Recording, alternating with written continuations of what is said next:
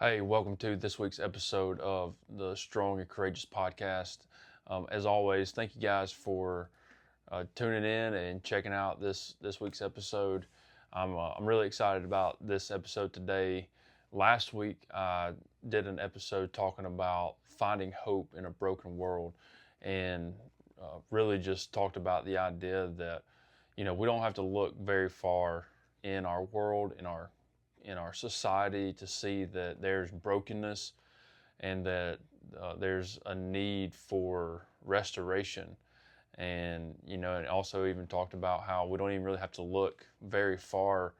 A lot of times we can look within ourselves and see that we're broken, and that there's this longing to be made new. There's this desire, whether we acknowledge it or not. There's this desire to long for something more than what this world has to offer, and ultimately we find that in Jesus. Jesus is the one who satisfies. He's the one who gives us hope. He's the one who gives us a future. And again, we talked about that hope not just being something that we hope comes to pass, but it's a confident hope that we can have in the fact that Jesus will return.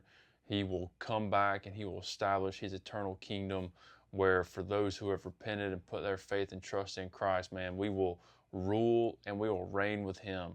And so that's exciting, and that's the hope that we can find even in a broken world.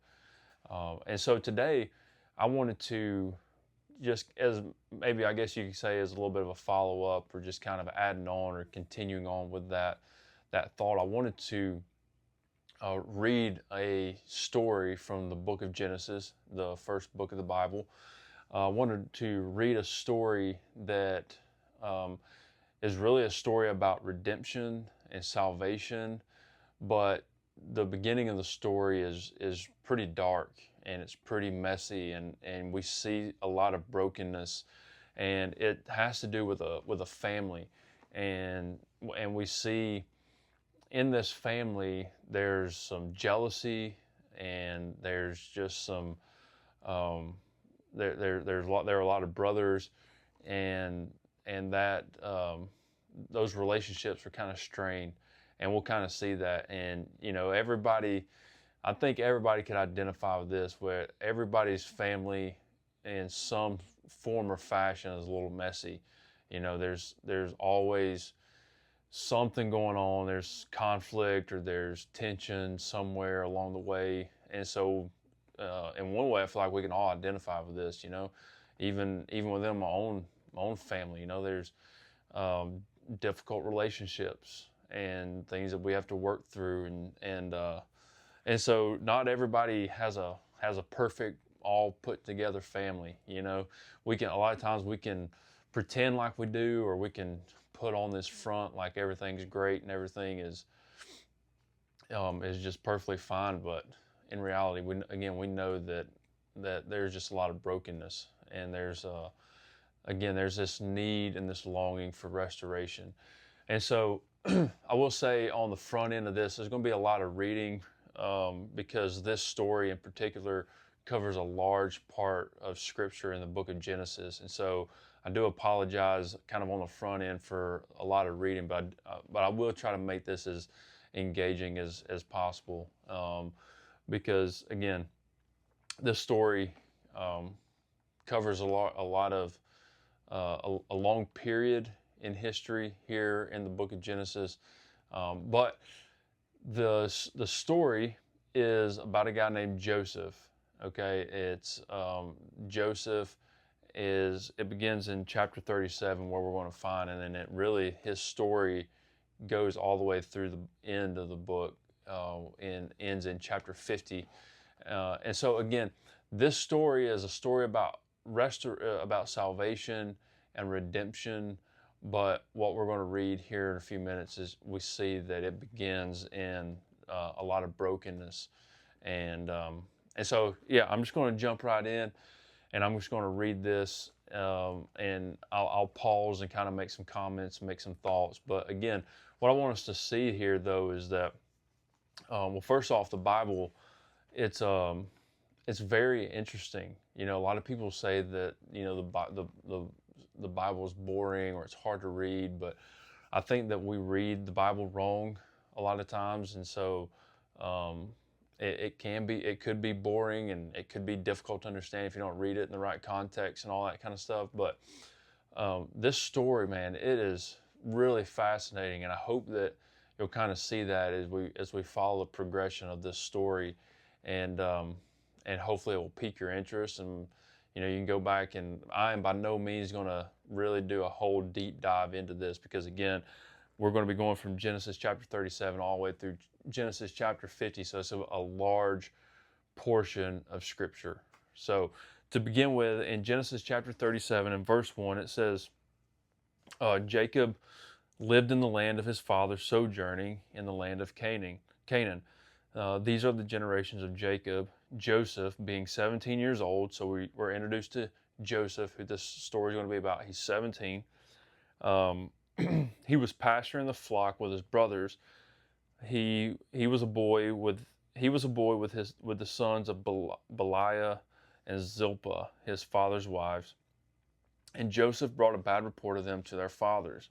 In verse 3 it says, now Israel loved Joseph more than any of his other sons, because he was the son of his old age, and he made him a robe of many colors. So right here we see that Joseph, he's the favored child. He's the youngest of all the other boys, and so we see that that his dad has a little bit of favoring towards him, which right off the rip, I would say that that's probably not the greatest of the best of ideas. You know, I've got 4 children, and you know, if it was known that I loved one of my other children more than the others, then that's going to cause some conflict. You know, so we already see that there's already some tension that could be, you know, going on here with Joseph being the favored son. In verse 4 it says, but when his brothers, okay, and so Joseph, his dad has made him this robe of many colors. So he's got this special robe that was made for him. In verse 4 it says, but when his brothers saw that their father loved him more than all his brothers, they hated him and could not speak peacefully to him. So all the other brothers of the family, they hate Joseph, and it says that they can't even speak to him, you know.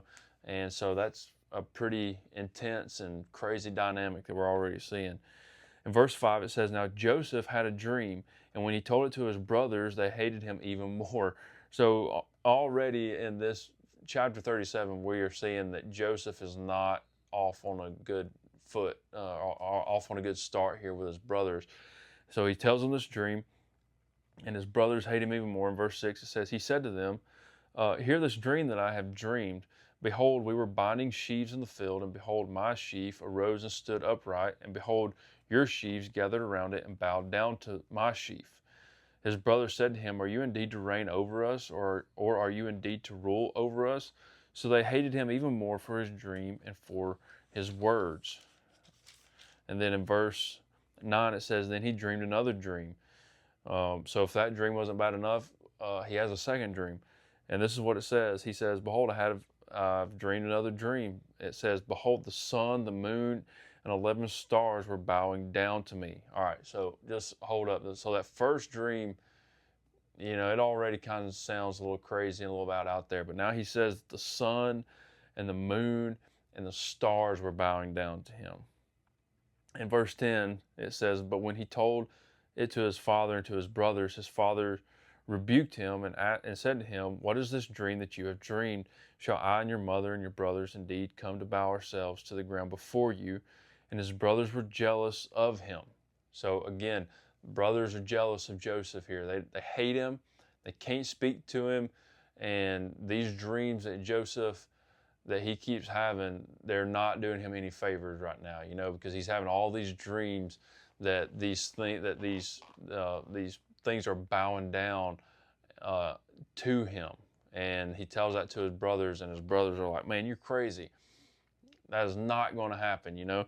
But at the end of verse 11 there, it says, but his father kept the saying in mind. So So Joseph's dad, he's like, all right, these are some very specific, detailed dreams, and so he keeps them in his mind. In verse 12, it says, "Now his brothers went to pasture their father's flock near Shechem, and Israel said to Joseph, 'Are not your brothers pasturing the flock at Shechem? Come, I will send you to them.' And he said to him, 'Here I am.' So he said to him, 'Go now, see if it is well with your brothers and with the flock, and bring me word.' So he sent him from the valley of Hebron and came to Shechem. And a man found him wandering in the fields. And the man asked him, 'What are you seeking?'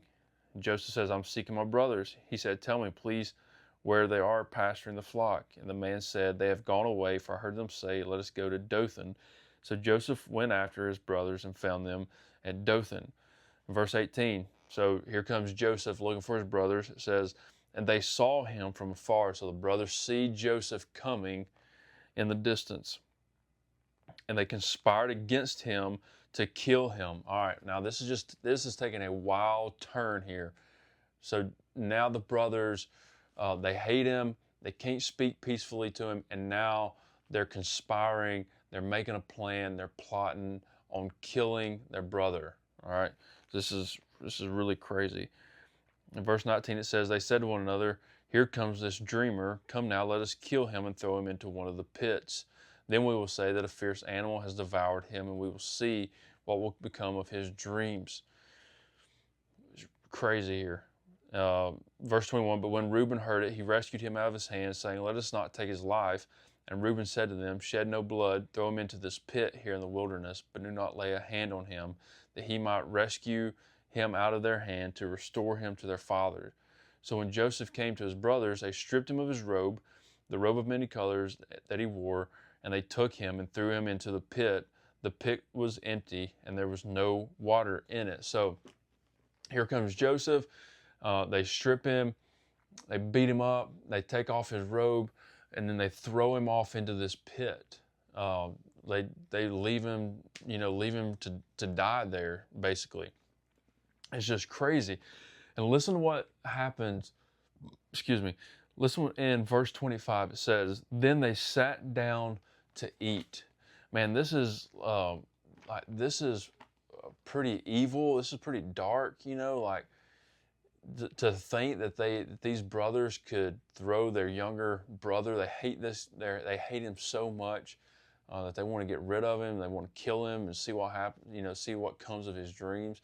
And so they throw him off into this pit, into this well, and then they just sit down to eat. And you just, like, for me, I'm trying to think, man, that is like another level of hatred for somebody, that you could do that and then you just turn around and sit down and have a meal together. So that's crazy.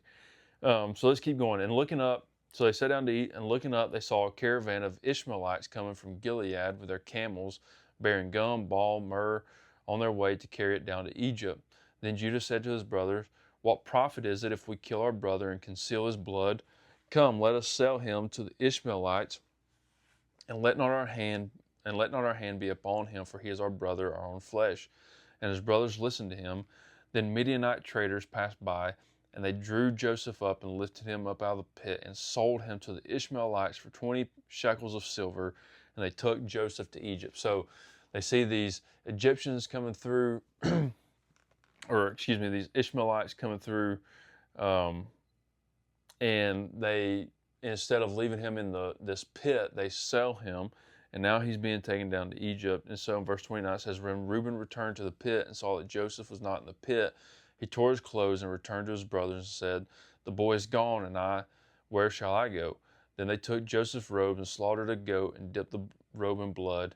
And they sent the robe of many colors and brought it to their father and said, 'This we have found. Please identify whether it is your son's robe or not.' And he identified it and said, 'It's my son's robe. A fierce animal has devoured him. Joseph is without doubt torn to pieces.' Then Jacob tore his garment, put his sackcloth on his loins, and mourned for his son many days.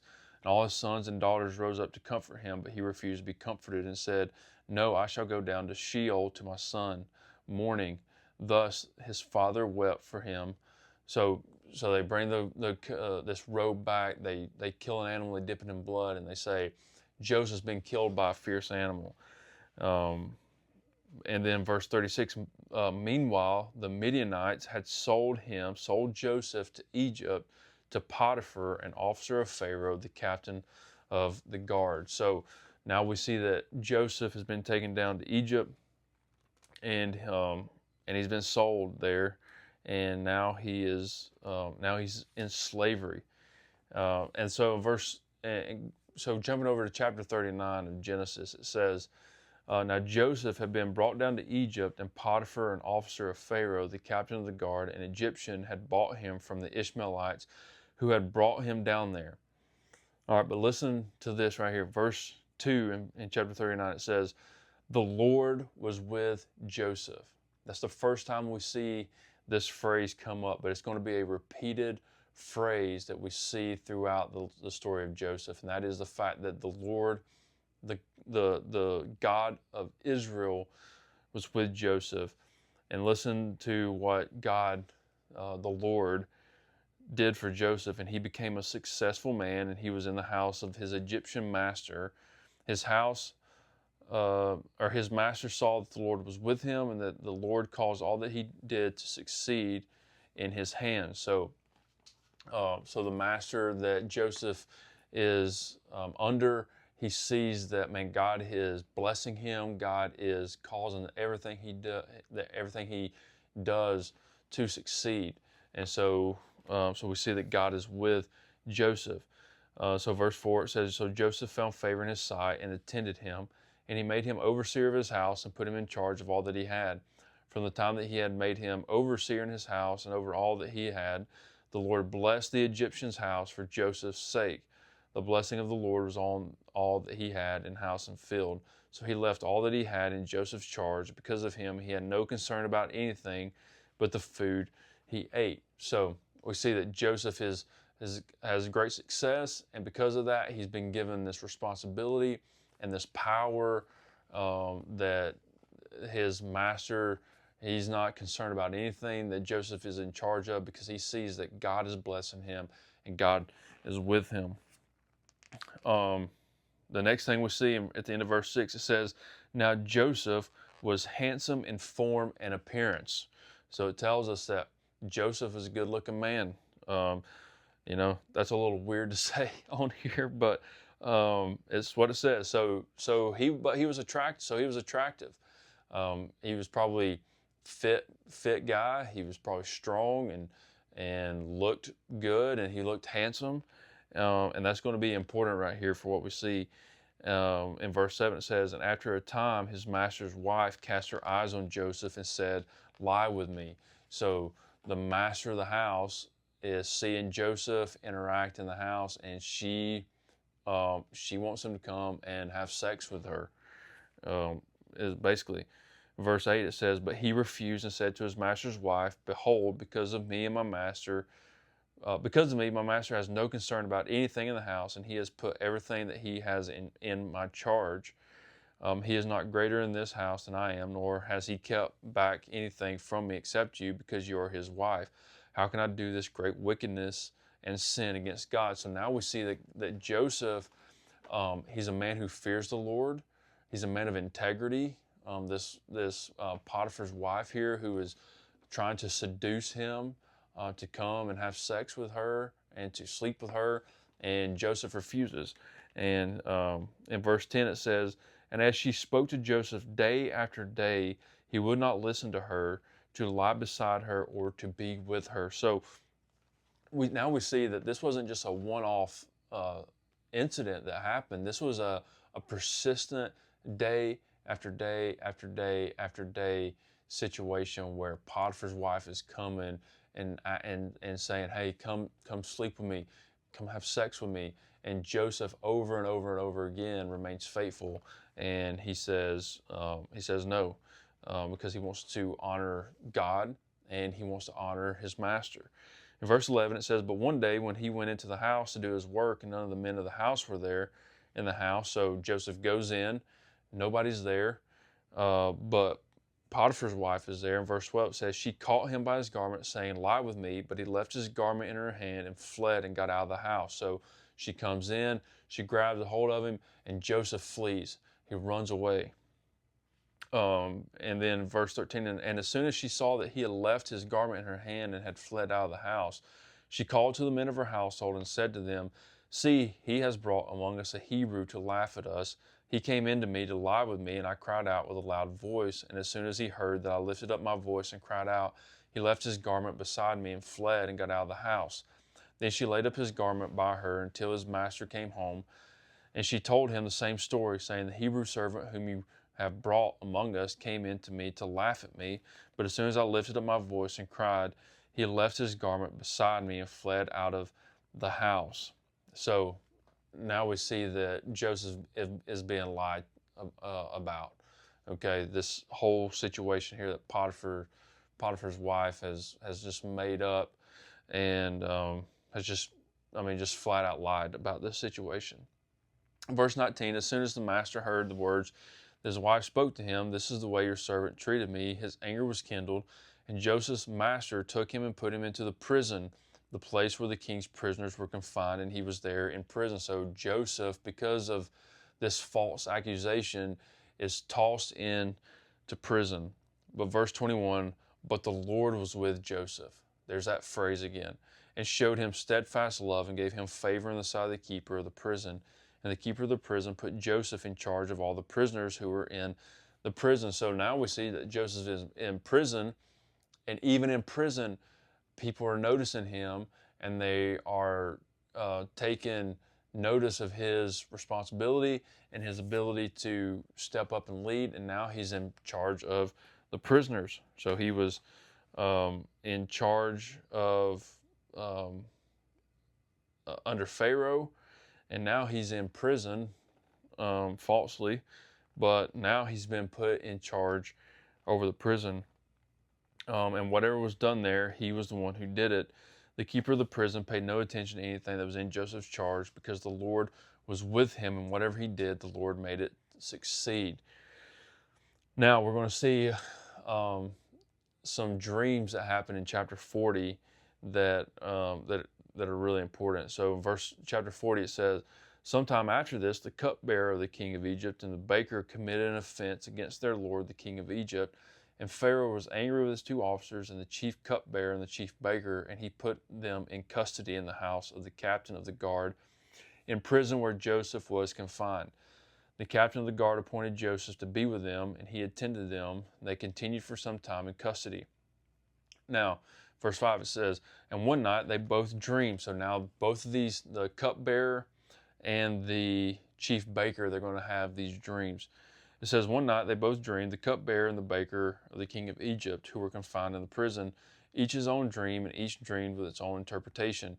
When Joseph came to them in the morning, he saw that they were troubled. So he asked Pharaoh's officers who were with him in custody in his master's house, 'Why are your faces downcast today?' They said to him, 'We have had dreams, and there's no one to interpret them.' And Joseph said to them, 'Do not interpretations belong to God? Please tell them to me.'" So now we're going to hear these dreams. In verse 9, it says, "So the chief cupbearer told his dream to Joseph and said to him, 'In my dream there was a vine before me, and on the vine there were three branches. As soon as it budded, its blossoms shot forth, and the clusters ripened into grapes. Pharaoh's cup was in my hand, and I took the grapes and pressed them into Pharaoh's cup and placed the cup in Pharaoh's hand.' Then Joseph said to him, 'This is its interpretation. The 3 branches are 3 days. In 3 days Pharaoh will lift up your head and restore you to your office, and you shall place Pharaoh's cup in his hand as formerly when you were his cupbearer.'"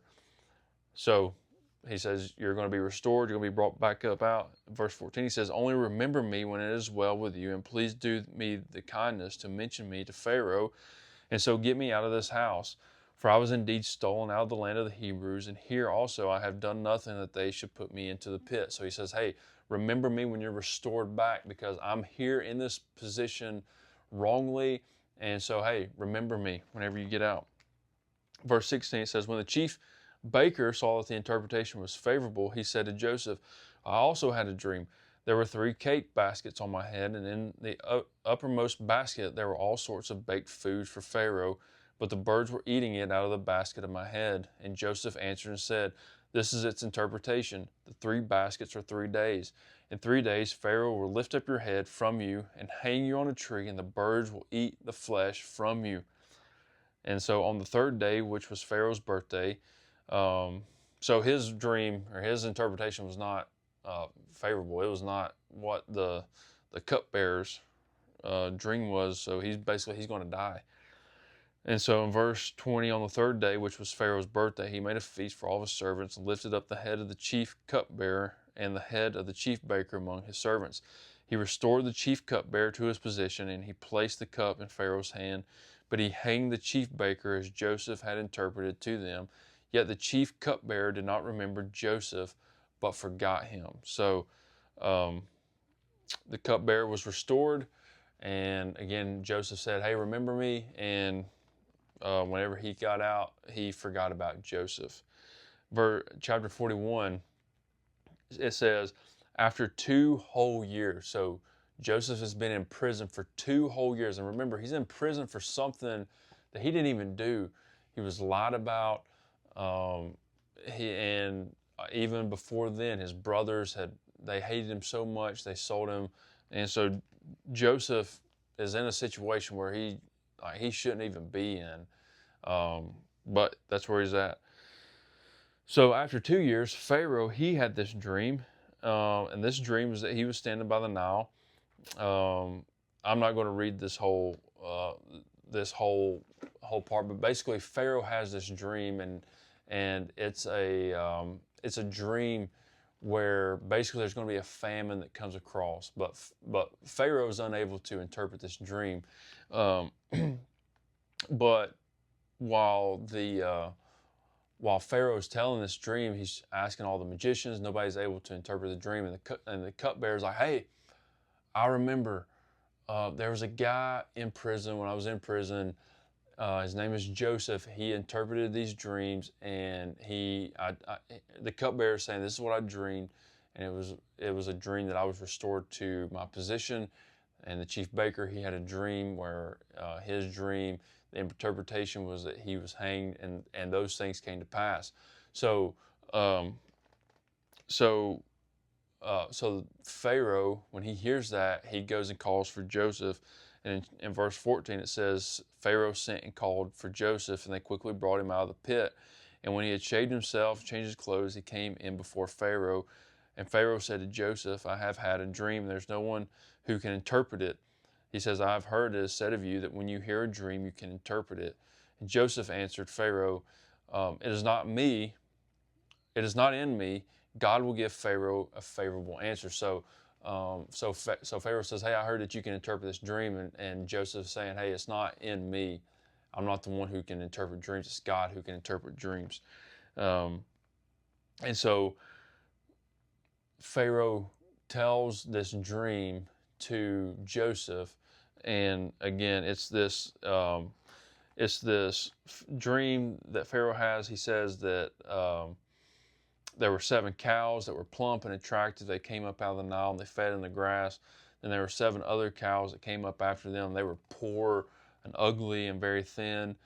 And then the ugly cows ate up the first 7 plump cows, but when they had eaten them, no one would have known that they had eaten them, for they were still as ugly as at the beginning. Then I woke.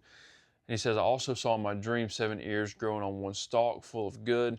7 ears withered, thin, and blighted by the east wind sprouted after them, and the thin ears swallowed up the 7 good ears. And I told it to the magicians, but there was no one who could explain it to me. Then Joseph said to Pharaoh, the dreams of Pharaoh are one. So both of these dreams, they mean one thing. God has revealed to Pharaoh what he is about to do. The 7 good cows are 7 years, and the 7 good ears are 7 years. The dreams are one. The 7 lean and ugly cows that came up after them are 7 years. And the 7 empty, blighted by the east wind are also 7 years of famine. It is as I told Pharaoh. God has shown to Pharaoh what he is about to do. There will come 7 years of great plenty throughout all the land of Egypt, but after them there will arise 7 years of famine, and all the plenty will be forgotten in the land of Egypt. The famine will consume the land, and the plenty will be unknown in the land by reason of the famine that will follow, for it will be very severe. And the doubling of Pharaoh's dream means that the thing is fixed by God. So he's saying this is definitely going to happen. Now therefore, let Pharaoh select a discerning and wise man and set him over the land of Egypt. Let Pharaoh proceed to appoint overseers over the land and take 1/5 of the produce of the land of Egypt during the 7 plentiful years, and let them gather all the food of these good years that are coming and store up grain under the authority of Pharaoh for food in the cities, and let them keep it. That food shall be a reserve for the land against the 7 years of famine that are to occur in the land of Egypt, so that the land may not perish through the famine. So Joseph says, hey, you need to set somebody up who can govern this, who can run this, who can establish this. And so this proposal pleased Pharaoh and all of his servants. And Pharaoh said to his servants, can we find a man like this in whom is the Spirit of God? Then Pharaoh said to Joseph, since God has shown you all this, there is none so discerning and wise as you are. You shall be over my house, and all my people shall order themselves as you command. Only as regards to the throne will I be greater than you. So here, now we see Joseph is being brought up out of prison. And again, where's he placed? In the highest authority over Egypt. And he says, Pharaoh said to Joseph, see, I've set you over all the land of Egypt. Then Pharaoh took his signet ring, put it in his hand, and put it on Joseph. Took it from his hand and put it on Joseph's hand, and clothed him with garments of fine linen, and put a gold chain around his neck. And he made him ride in the second chariot, and they called out before him, bow the knee. Thus he went over all the land of Egypt. So again, basically, Joseph has risen to power. He's interpreted these dreams. There's going to be 7 plentiful years, and there's going to be 7 years of famine. And so, again, Joseph is telling Pharaoh, hey, we need to set this up so that we need to be able to put food back for the years of plenty, so that when the years of famine come by, we're going to have enough food where we can ration it out, and that people will survive, people won't die. And Pharaoh brings him to power, and Joseph begins to do this. So it says Joseph was 30 years old when he entered the service of Pharaoh, king of Egypt. And Joseph went out from the presence of Pharaoh and went through all the land of Egypt. During the 7 plentiful years, the earth produced abundantly, and he gathered up all the foods of these 7 years which occurred in the land of Egypt. And he put the food in the cities.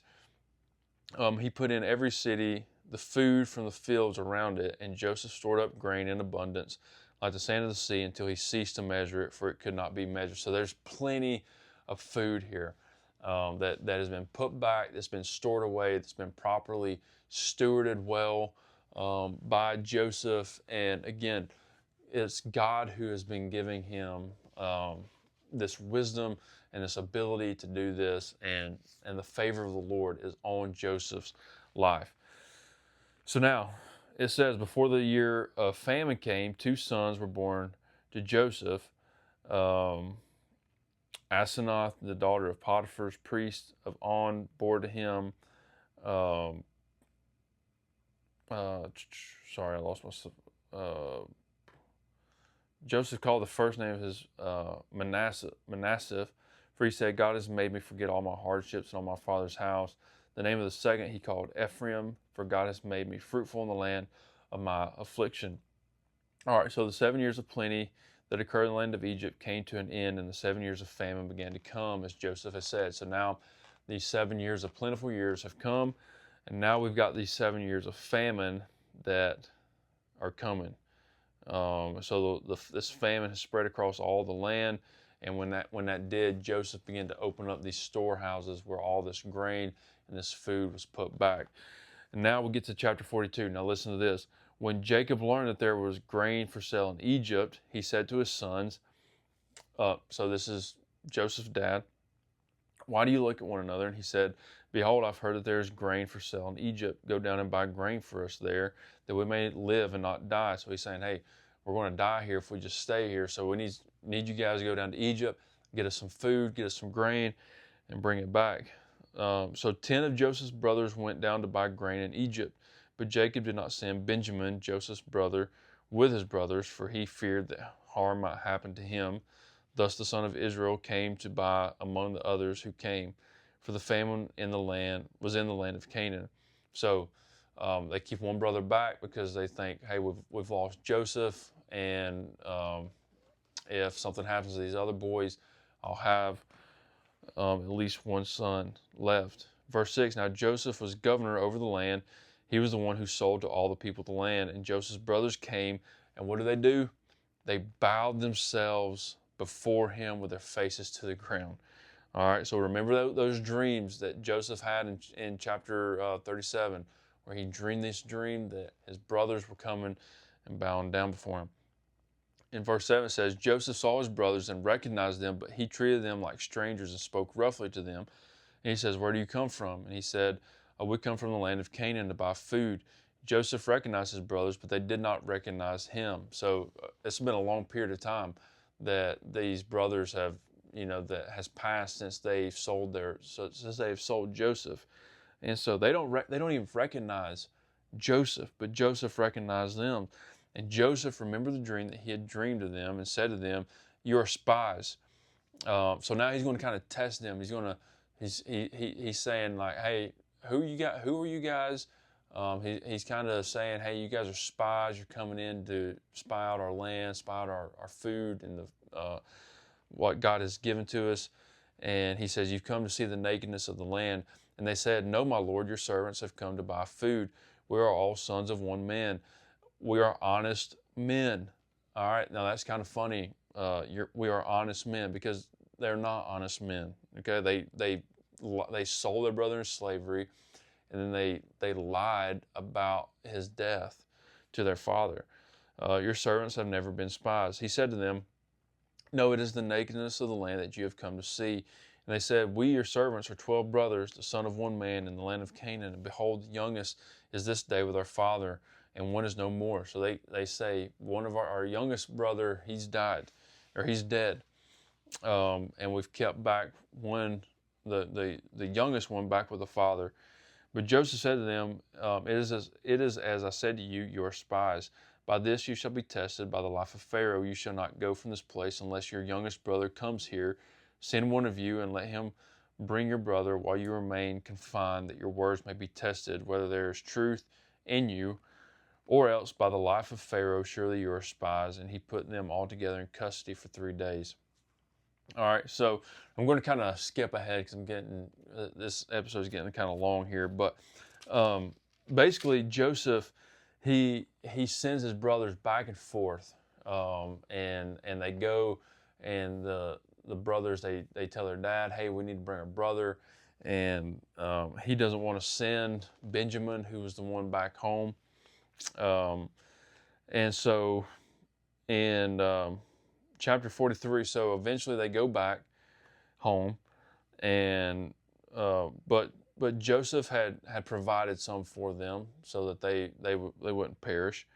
And in chapter 43 it says, the famine was severe in the land, and when they had eaten their grain they had brought from Egypt, their father said to them, you need to go buy more food. So he says, hey, we need to go back. But Judah said to them, the man solemnly warned us, saying that we can't go back.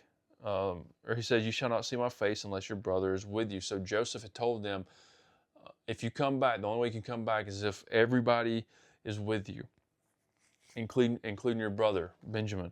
And so he says, if you will send our brother with us, we will go down and buy food. But if you will not send us, we will not go down. So the man said to us, you shall not see my face unless your brother is with you. And Israel said, why did you treat me so badly as to tell the man that you had another brother? And they replied, the man questioned us carefully about ourselves and our kindred, saying, is your father still alive? Do you have another brother? And what we told him was, in answer to these questions, could we in any way know that he would say, bring your brother down? And Judah said to Israel's father, send the boy with me, and we will arise and go, and we may live and not die. So this chapter, they end up going back, and in chapter 44 we see that Joseph, he begins to test his brothers. It says he commanded the stewards of the house, fill the men's sack with food as much as they can carry, and put the man's money in the mouth of his sack, and put the silver cup, in the mouth of the sack, and the youngest with his money for the grain. And he did as Joseph did. Um, this right here is, I think, they came back to visit Joseph, and now Joseph, um, he wants to see. Well, before that, whenever they came, they bowed down before Joseph. The brothers came back and they bowed down before him, and he asked about his father, and they say, if yes, he's still alive, he's still doing well, and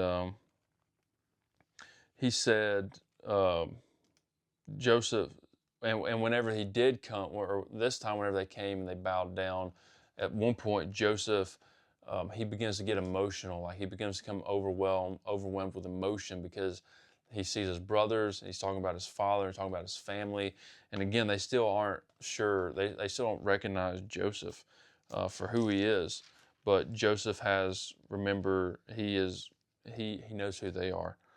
Um, all right, and so Joseph, the brothers, they ended up all coming back. And in chapter 45, it says, Joseph could not control himself before all those who stood by him. He cried, "Make everyone go out from me." So no one stayed with him when Joseph made himself known to his brothers, and he wept aloud. So finally, the whole family's back, and Joseph reveals his identity to his family, and he said, and he wept aloud so that the Egyptians heard it, and the household of Pharaoh heard it. And Joseph said to his brothers, "I am Joseph. Is my father still alive?" But his brothers could not answer him, for they were dismayed at his presence. So they become aware, this is Joseph, our brother that we sold, and he's this is him. And so Joseph said to his brothers, "Come near to me, please." And they came near and said to him, "I'm your brother Joseph, whom you sold into Egypt.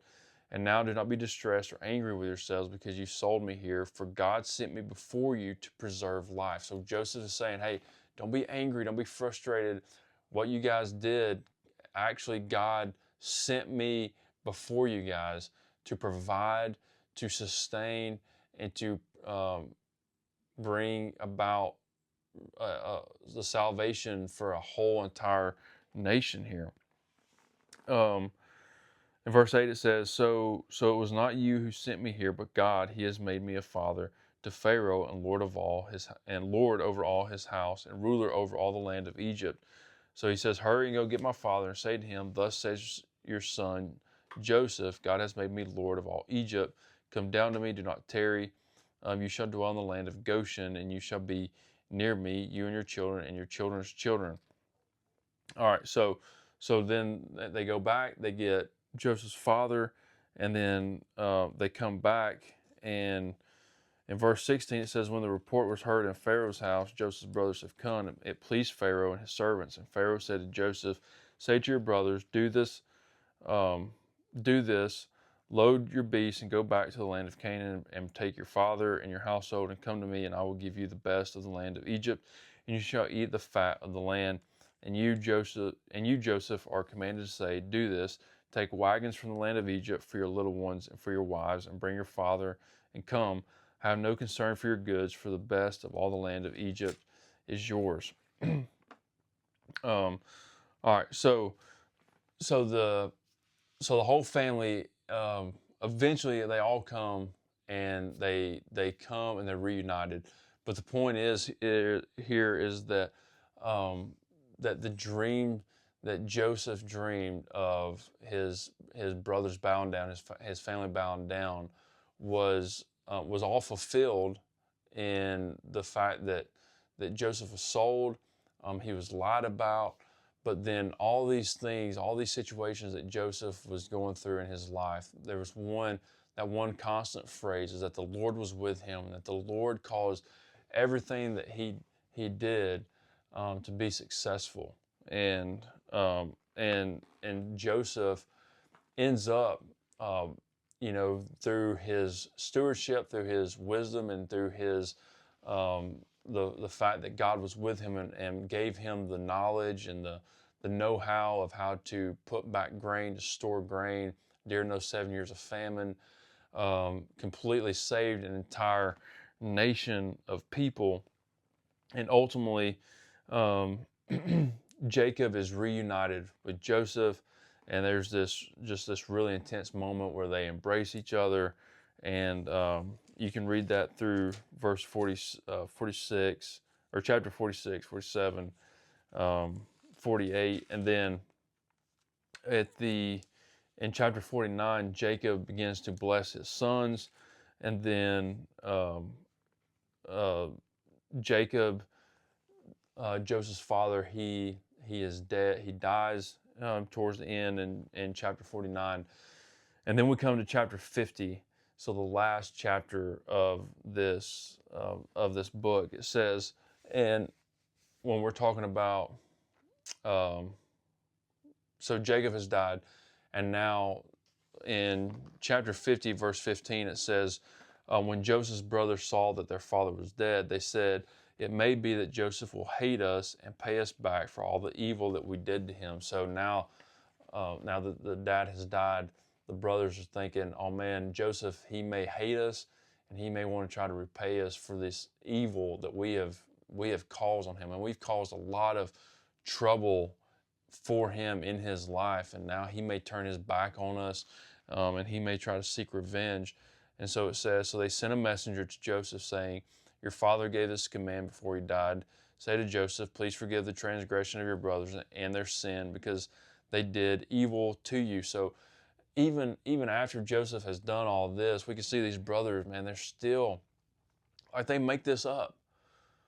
They make this up to go and try to appease Joseph, and try to earn his forgiveness. And it says, "And now please forgive the transgression of the servants of the God of your father." Joseph wept when they spoke to him. His brothers also came and fell down before him and said, "Behold, we are your servants." But Joseph said to them, "Do not fear, for am I in the place of God?"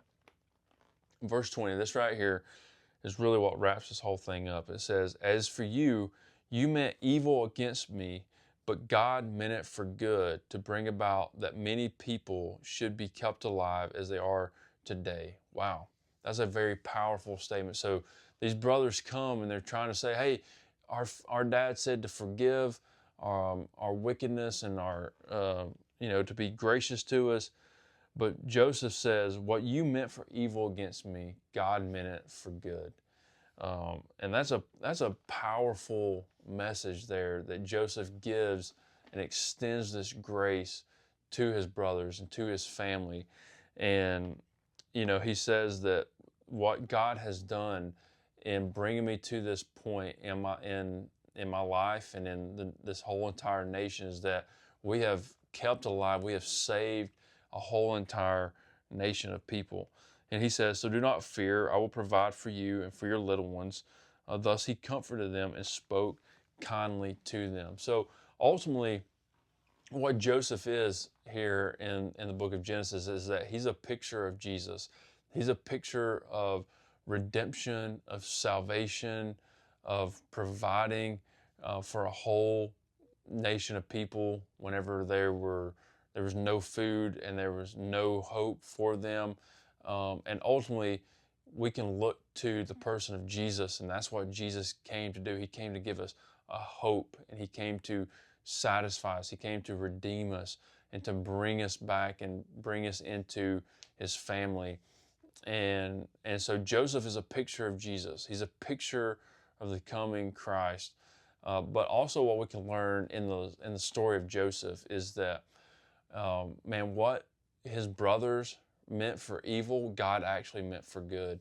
And I think that's a principle that we can take with us and we can apply to our own lives, is that, no matter what has happened in your life, no matter what somebody has done to you, no matter what sin has been committed against you, whether you've been abused, taken advantage of, or whatever it could be, although those things are horrible and we do want to fight for justice, we want to fight for, the right thing to be done. At the end of the day, we can take comfort in that God can use all those things in our lives to bring and to maximize His glory for Himself. That God can restore you. He can make you new. He can give you a hope that is not tied to the things of this world, but He can give you an eternal hope that is anchored in the eternal nature of Jesus Christ. He can give you freedom in whatever it is. And so no matter what you're going through, no matter what has happened in your life, the things that take place, God can use those things for His honor, for His glory, and for your good. And so I hope you're encouraged by that, because again, that's a truth that we can take from this story, that we can apply to our lives, and that I hope maybe it will resonate with you. And man, it's a crazy story.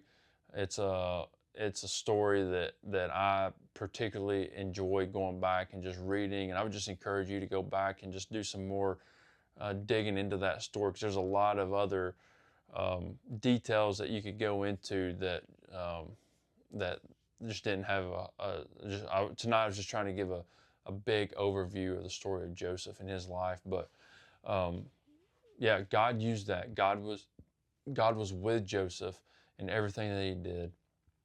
And God is with us.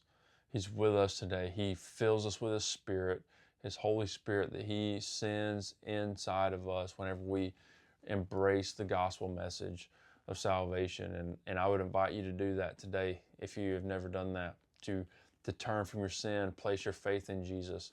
And if you got any questions about that, man, you can feel free to contact me, or I would love to talk to you about that and walk through that process with you. And so I know this is kind of a longer episode here on this one, but just want to get on there and just kind of do a little bit of a story from Scripture, where we talk about there's brokenness, but at the end there's hope, there's redemption, and there's a gospel story there, where we can see that God is sovereignly orchestrating all things to save His people, to redeem His people, and to make them new. And yeah, so thank you guys for listening or watching. If you're watching on YouTube, Spotify, you can always listen on Apple Podcasts. Because I know for me personally, man, I enjoy listening to Apple Podcasts more than I just watch YouTube videos. But hey, I do appreciate everybody who's been watching the YouTube videos, and I ask you to just keep sharing them, and let me know what you think. Give me some feedback. I'd love to hear from you. And if you do want to contact me, you can email me at strongandcourageouspod@gmail.com. Email me with any questions, any feedback, any thoughts that you might have, and would love to answer any of those, and would just love to communicate with you through that way. So thank you guys for listening. Appreciate you guys. Keep sharing the podcast, and keep giving me feedback. It really is appreciated, and look forward to seeing you guys next week.